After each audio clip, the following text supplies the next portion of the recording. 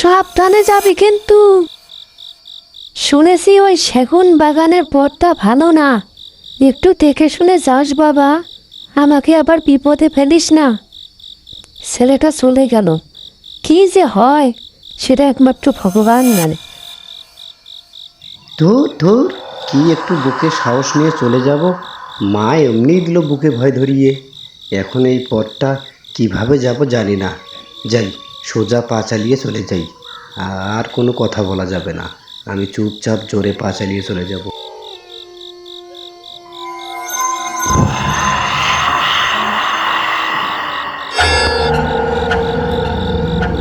না, আরও তাড়াতাড়ি পা চালাতে হবে, নইলে পরে বিপদে পড়তে হবে।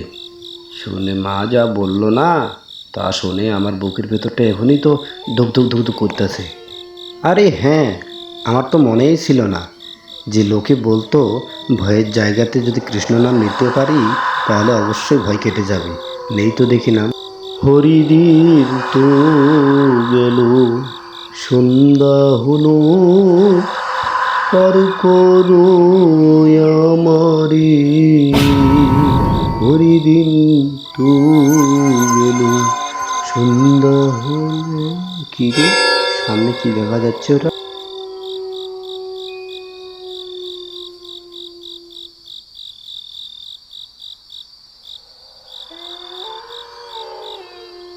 কে তুমি?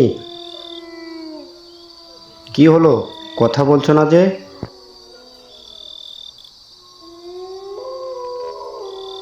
আমার কিন্তু ভয় লাগতেছে ভাই। কি? আমি কিন্তু এবার লোক ডাকবো, বলো। কথাগুলো আপনার কানে যাচ্ছে না বুঝি?